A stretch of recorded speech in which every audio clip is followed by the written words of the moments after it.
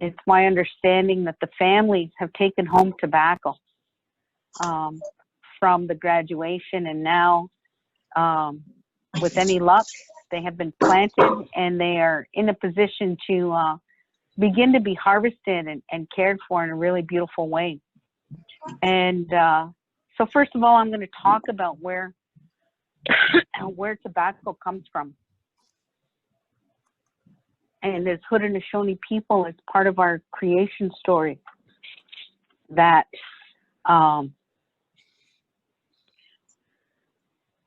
begins in the sky world, the spirit world. And there was this young woman. And there are many beautiful creation stories across Turtle Island. And even within our own people, there's, very beautiful versions of this creation story, long and very involved. And it's a really beautiful story. But I'm going to give the shortened version and stop at the point of where we kind of find ourselves this evening talking about tobacco. So there was this young woman who was raised pretty well by her, of course, her mother, but her uncle is the one that took the lead in teaching her, and her brother. And she was a young girl and learned many beautiful things and teachings about the universe and the way that it all works. And she was very spiritually gifted. And so she knew in advance of the relationship that she was going to form in the spirit world. And that place looked very much like it does here on Earth, with all the plants and the animals and the medicines and all the beautiful things that have a good life. But there were spirit beings. So she ended up sharing a translation for the chief of one of his dreams. And he had said that he was going to marry her, marry the woman who could translate his dream. And so she did. And he said, I've been waiting for you, and it's time now. We will get married. And soon after, not too long, she became pregnant. And she knew in advance that some say that she knew that she was going to leave that place. And so the version that I'm most familiar with is that, as most women do when they become pregnant, they have cravings for different things.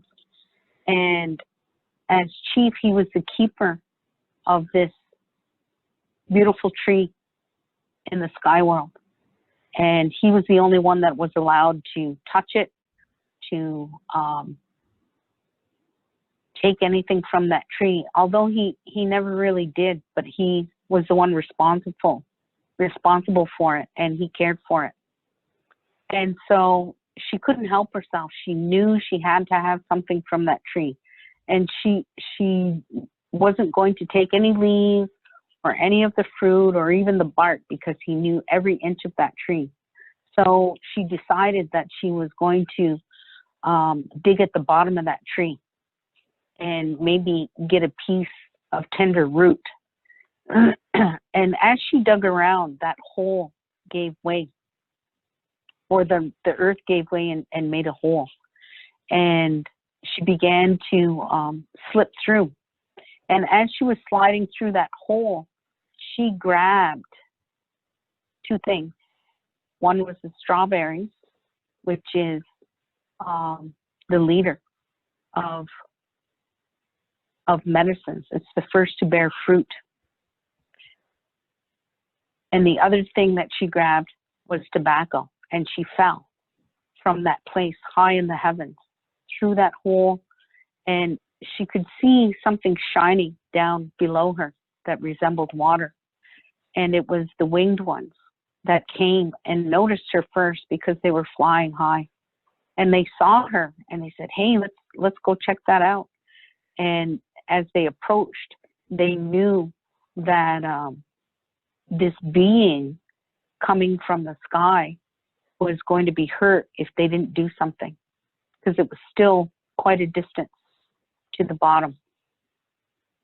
And so they put their wingtips together, and they made a cradle for her, and she landed on their wings, and they glided to the bottom.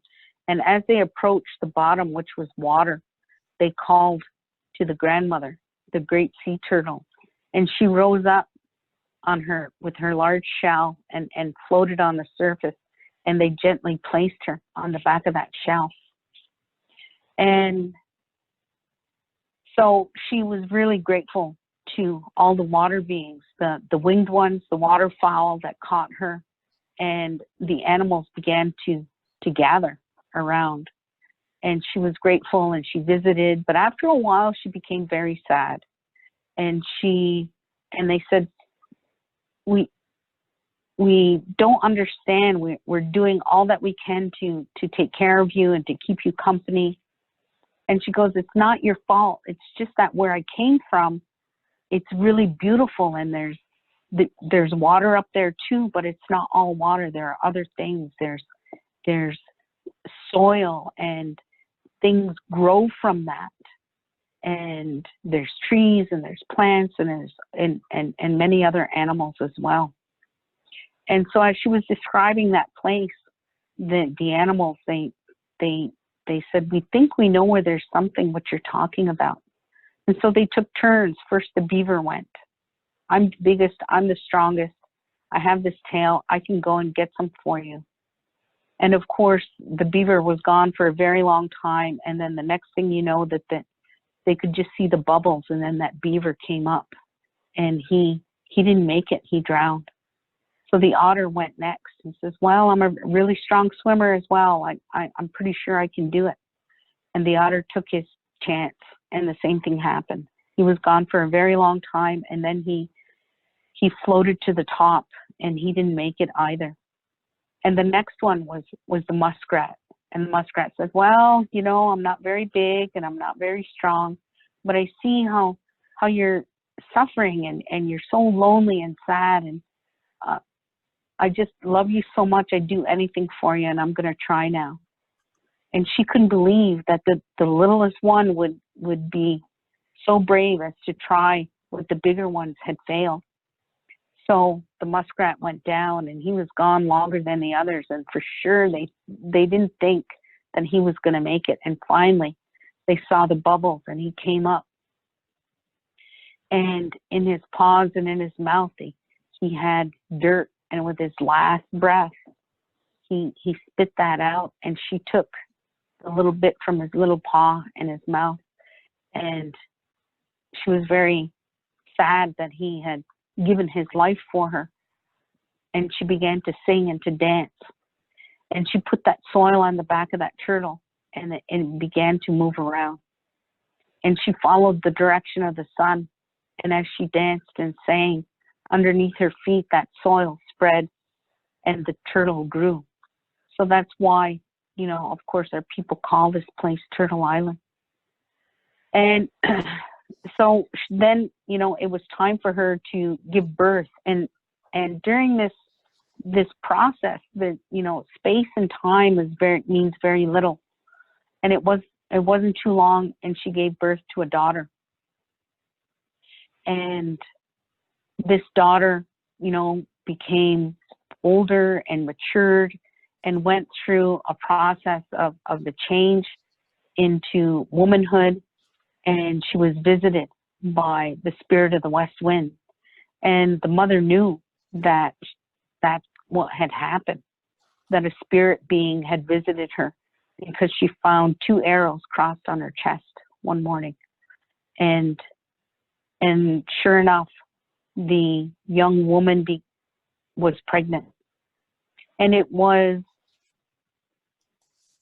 the two boys she was pregnant with.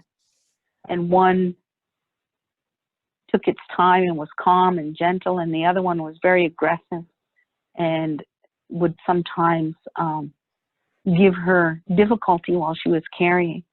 And eventually, when it was time to birth them, the calm one came out the natural way, while the other one came out the side of her belly, kicked his way through. And of course, she passed. She didn't survive that. And it was the grandmother who then cared for those two children. And we call them the right-handed twin and the left-handed twin. And so her mother buried her. And so this is where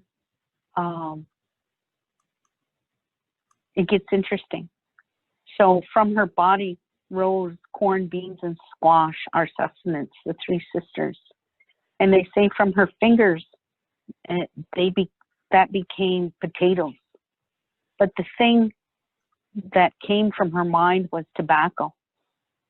And so I've heard our tobacco, our sacred tobacco, Oyunkwa, called different things. And it's really our connection to the Creator and our connection to Spirit. And so I've heard, many teachings about it. And one that I like, and sometimes when you hold tobacco, you can feel it yourself. But when you hold tobacco, it's like holding the Creator's hand. Sometimes you can feel that tobacco pulsating inside your hand as you hold it. And, our people always talk about what it is to have a good mind. And it really is about your connection to the one who made you. And tobacco helps us to get there. So in this time, many of our people will take tobacco and put a cast iron skillet on the cook stove and let that skillet heat up, and then they'll drop that tobacco on that. And as the smoke rises, they will say their prayers. People will have a clay pipe or a pipe with a stone bowl and a wooden stem, and burn that tobacco inside to speak those words of gratitude and to make prayers and to ask for direction, to ask for healing, to ask for life. Others will also offer tobacco, holding it, making prayers, and then to just simply drop it on the ground. And if the wind carries it, that's fine. If, for many people who live in the city, they might have a window or a balcony to drop it over the edge. The minute you release it, your prayers are being carried to the Creator. And then others still will make a sacred fire and offer that tobacco into that fire to give thanks and to ask the Creator for guidance and for life. So all of those things.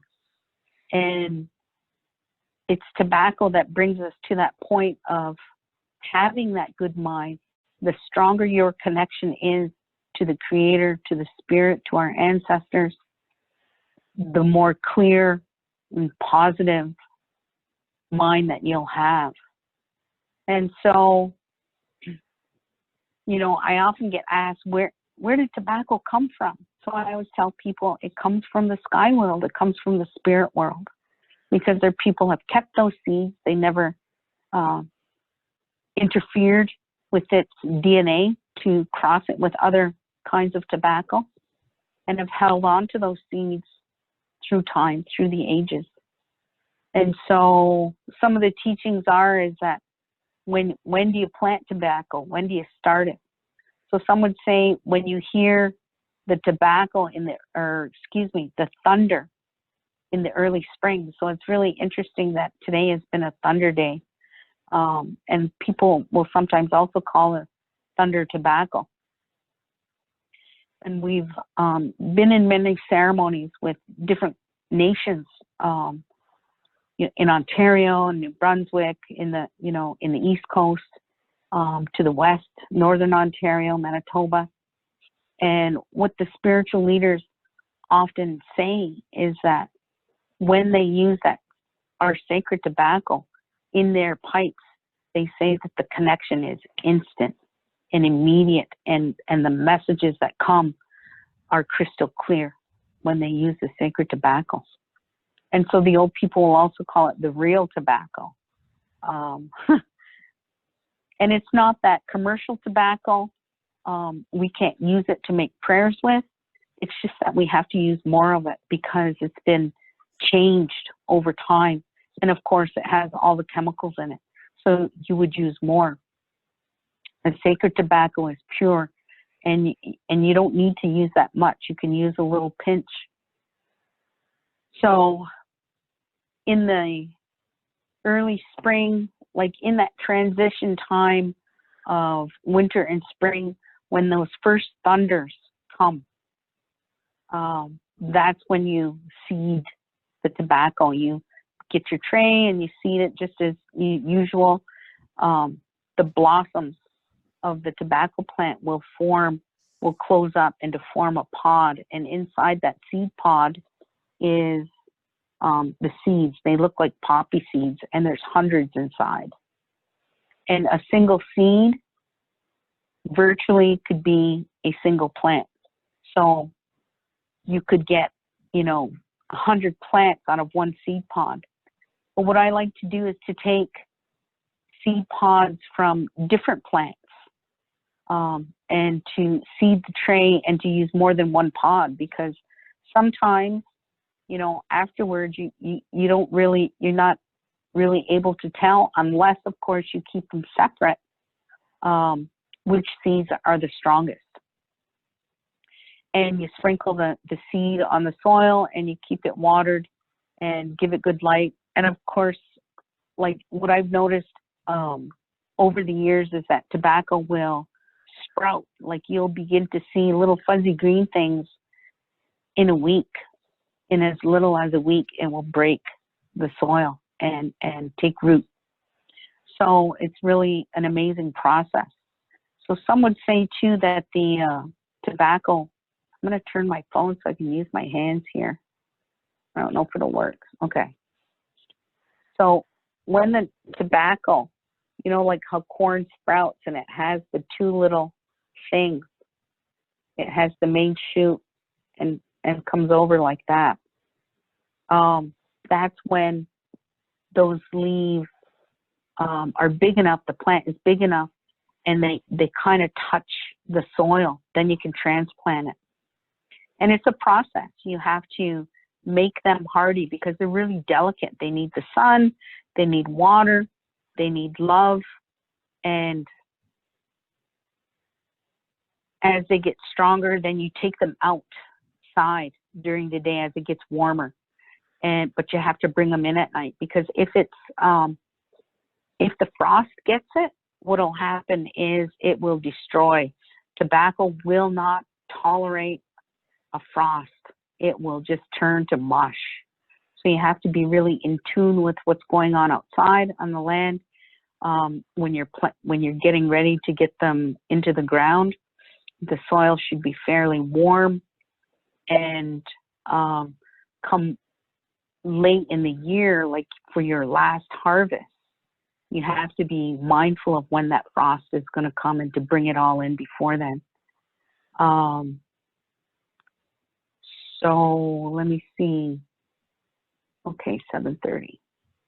And so it's a process of getting them hardy. You take it outside during the day, and then as it gets cool at night, then you bring them back in. So you do that for a little while, maybe a week, 10 days, and then eventually you're just going to leave them outside to really get good and strong. They get used to the cool nights, and then, you turn your soil over and you make a hole and you put them in. And I like to make a little, I don't know if I can do it with my hands here, a depression to make like a little, geez, I can't even get my hand here. But like a little hole, a well. When I dig the hole and I put the seedling in, you try to get it in as a fairly deep space, but then you make the soil like a well. so that the plant is in the middle. Because when it rains, then it'll hold the water instead of just run away. And I've seen over the years times where there's a well there versus maybe a mound. And they seem to like the well a little bit better because it holds the water. And then just like with anything else, you have to care for it, you have to tend it, and you have to weed it. I'm not that good at weeding. I try to keep up with it, but I just do the best that I can. But I go out there and I like to play with their leaves and touch their leaves and talk to them and tell them that I love them and tell them how strong and healthy they are. And when I'm planting it, sometimes it's really hard for me because of my knees, and with each passing year, it's a little more difficult and challenging to be able to do that kind of work. But then I think about all the prayers that are going to be made with that tobacco for myself, for my family, for loved ones, for people who will call and ask for prayers over great distance. And so, you know, it makes it all worth it. And then you go through, and we'll show the videos shortly, but it goes through a process of budding. You can see the buds as they form. And in the natural world, it's all about procreation, bringing forward new life. So each blossom represents a seed pod because it will evolve into as the blossom forms, it starts out with a little thing, then it forms, and that has the flower, and then the flower will close up and form that seed pod. They're green when they're not, when they're still on the plant, and everything turns brown afterward. Some people will just snip off the leaves and kind of bunch them together and string them and hang them to dry. But we were shown a while back by a man who his tobacco always did well. I'm having trouble with my phone here. And he said it will produce more for you if you cut the plant down, and then it will come up again, and you care for it again, and then you maybe you can get 2-3 cuts in a year. One year we got four cuts. So either way, whatever you're inclined to do, is to either you can trim the leaves when they get big, because they'll get as big as the size of your head when they're fully grown. And it's really something to see, because remember how I said tobacco is our connection to the Creator, it's connection to spirit. When you work with tobacco, and a lot of the elders would say that tobacco is the men's duty to look after that tobacco, to care for it, that it's the men's job. But times being what they are, you have to be able to provide for yourself. So you have to know how to look after it. And I would hear a story one time about this old man who used to grow it on the reserve at Six Nations, and he would we went one time to trade with him. We took him food, and he gave us some brown bags of tobacco. And as he was walking from the garden, his tobacco was like waist high. I was just astounded by that. So I would say that he would keep the plant there and trim the leaves and dry those, and then collect them and keep them, and then he would bundle them up and package them up for everyone. And he would say that he would hear complaints of different individuals who would get tobacco from him, and they'd say, well, I've tried everything, and I just can't grow tobacco. It won't grow for me. And he would just kind of take it all in and say, well, you know, I have tobacco here. And but what he told my teacher is that tobacco is, it's a connection, and it's a reflection of who you are as an individual. How do you walk in the world?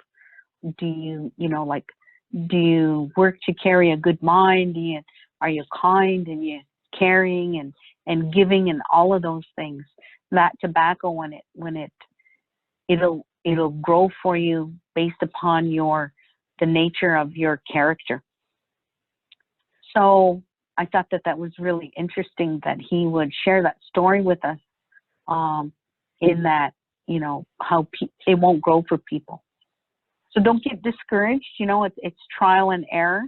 And as long as you're doing the best thing, and having said that, people would say, oh, you gotta be mindful when you go to look after that tobacco and make sure you're in a good space.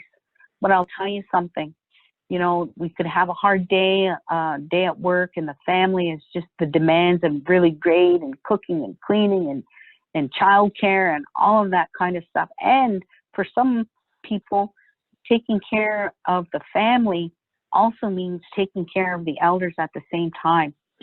So you don't have one drop of energy, but darn well that tobacco's got to be looked after. And so maybe you're not in the best frame of mind when you go out there, but anytime you can put your hands on the earth and work with the plants and the tobacco to weed, and even if you have it in a little pot, a big pot on your balcony or whatever, it still needs some care to pull the soil up around the roots, because sometimes it gets big and the roots get exposed, so you got to fill it up a little bit and look after them. Whatever you're carrying, it just magically just falls off, because your heart is in the right place, even though your mind may not be. Or even if your heart's a little heavy, as long as your intentions are to do the best that you can to care for that tobacco. So let's take a little quick break right now, Ketmani, and show the bud. So and I'm just going to explain it. There's the bud that forms, you'll see it, and you just pinch that off. You can pinch it off with your fingers or snip it with scissors. And if you get the first two little leaves that hug that bud, it doesn't matter, because as I said, in the natural world, it's all about procreation. So that plant reaches a certain stage of maturity, just like we do as human beings, and then it's going to produce the flower, which produces the seed. And the seed is about the next generation of life, because every seed will, remember how I said, could potentially, every single seed could be a plant. So there's the buds. There you go. Oh, that's more of a blossom. So that's the second one. That's when they get to make the flowers. And you pinch it right off. You can use scissors to cut them off, because what happens is every ounce of nutrition that is generated by that plant goes into making those blossoms and that seed for the next generation of life. And the leaves will stop growing. If you can pull up that other bud one, that would be good too, Ketmani. So that's, you can see how those buds were starting to make the flowers. And so the plant stops growing. Not that it stops growing, but the leaves stop getting big. Oh, there's the little buds, the little babies. And so those are the ones that you pinch. You see how it's like a little ball in there? All of those babies will pop into blossoms. So you just reach in there and pull them, and you got to look through the plant, because you can even see down below on the next cluster of leaves that there's more buds. Yeah, you just pinch them off. You want to collect them and save them. I just drop them. I just leave them. So yeah, the leaves will stop growing because everything is concentrated on making the flower, which will become the seeds.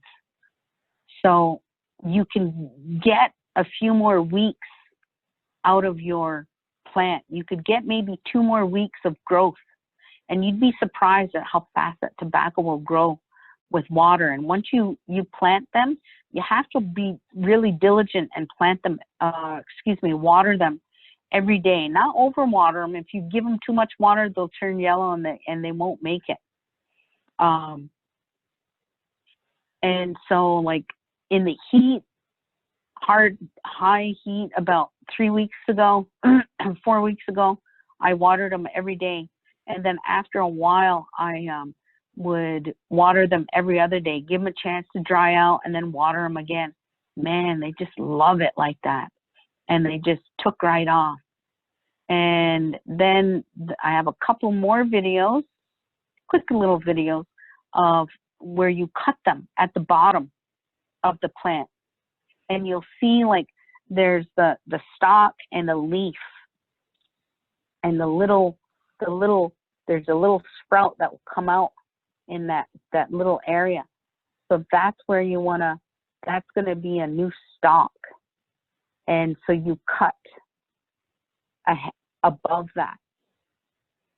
And so I was saying earlier about how tobacco is your connection. At night, what happens is the tobacco leaves are like this, but what happens is they all close up like this. And they pray.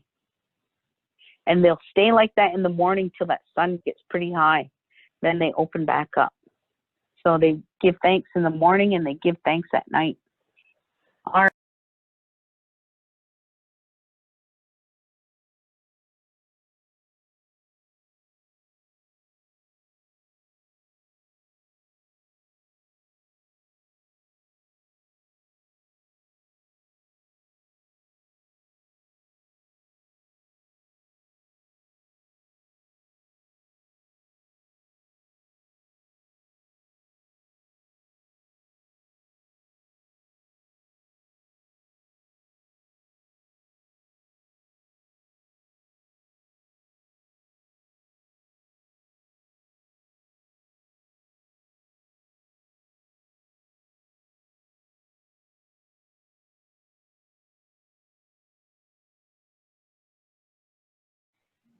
So right here, you see how this little sprout has come off here?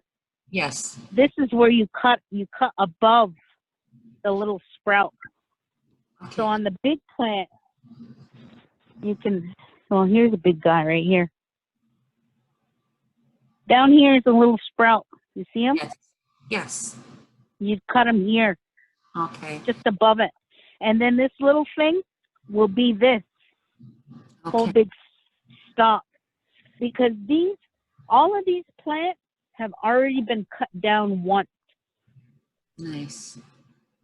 And this is the second growth. Oh, okay. And here's the fresh, the second cut. And I can show you down here. See this big guy right here? Yes. That was the original stalk. Okay. And all of these were the second stalks that grew up. Okay. And now see these guys? This is going to be a new stalk. Okay. Coming up. It will be like this in no time at all.